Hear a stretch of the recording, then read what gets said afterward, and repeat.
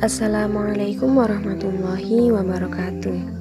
Perkenalkan, saya Ikke Nurjana, mahasiswa Tadris Bahasa Indonesia kelas 5B. Pada video kali ini, saya akan membahas tentang rancangan profil bahan ajar dan bedah kompetensi. Adapun judul bahan ajar yang akan saya kembangkan di sini adalah menyusun teks eksposisi bermuatan perkembangan teknologi. Selanjutnya, keunggulan bahan ajar yang saya pilih adalah yang pertama, mampu memperjelas penyajian pesan agar tidak terlalu verbalistis. Jadi maksudnya di sini adalah penjelasan materi tidak hanya dalam bentuk tulisan ataupun dalam bentuk penjelasan lisan saja, tetapi bisa merangkap keduanya dalam bentuk lisan dan tulisan. Yang kedua, mampu mengatasi keterbatasan ruang, waktu, dan daya indera. Jadi, materi yang disampaikan dapat diulangi kapanpun, dimanapun, dan selain kita menggunakan indera penglihatan, kita juga bisa menggunakan indera pendengaran dalam memahami materi tersebut.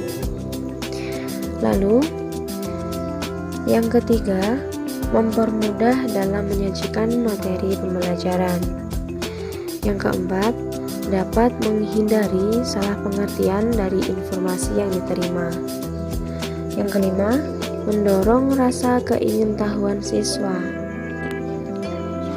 Yang keenam, tampilan dari audiovisual ini sangat menarik karena disertai gambar dan juga suara. Yang ketujuh, memberi kesan variatif dan tidak membosankan.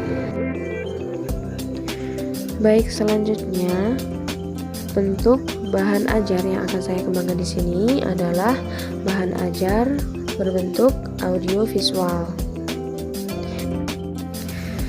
Selanjutnya, materi yang akan saya kembangkan di sini adalah tentang teks eksposisi. Adapun pengertian teks eksposisi sendiri adalah suatu karangan atau uraian yang berisi fakta yang bertujuan menjelaskan sesuatu agar pembaca mendapatkan informasi atau pengetahuan. Selanjutnya, struktur teks eksposisi.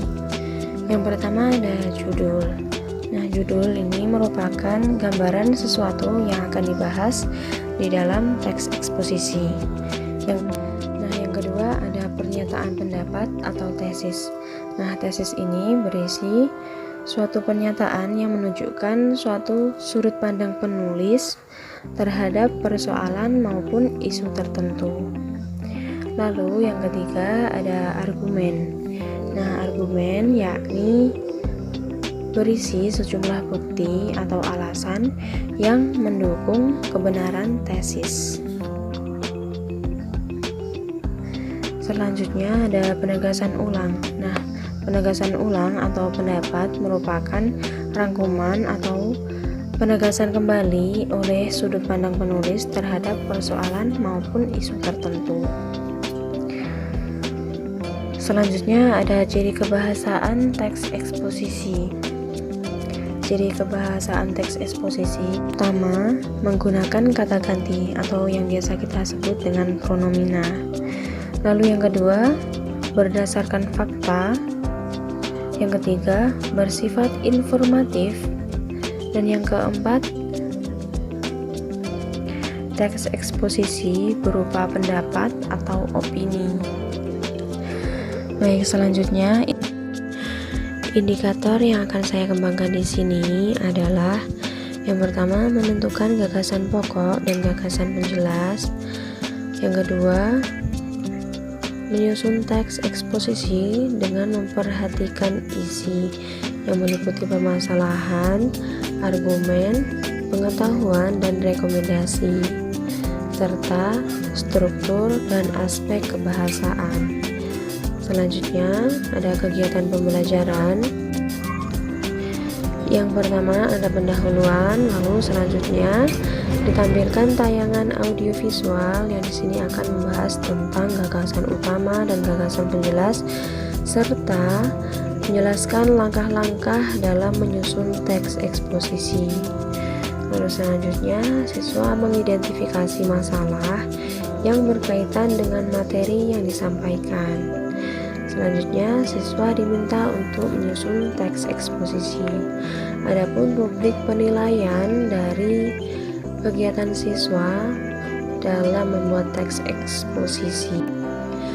Kita lihat dari gagasan pendukung dapat menguatkan teks eksposisi atau tidak.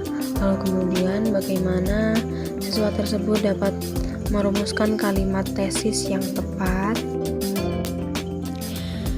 Selanjutnya ada kriteria penyampaian argumen yang disampaikan oleh siswa, kemudian bagaimana siswa merumuskan kalimat penegasan dalam teks eksposisi tersebut. Kemudian aspek yang kita nilai adalah penggunaan bahasa dan ejaan yang digunakan dalam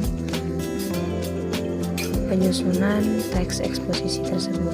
Dengan total skor maksimal adalah 100. Nah, demikian presentasi dari saya.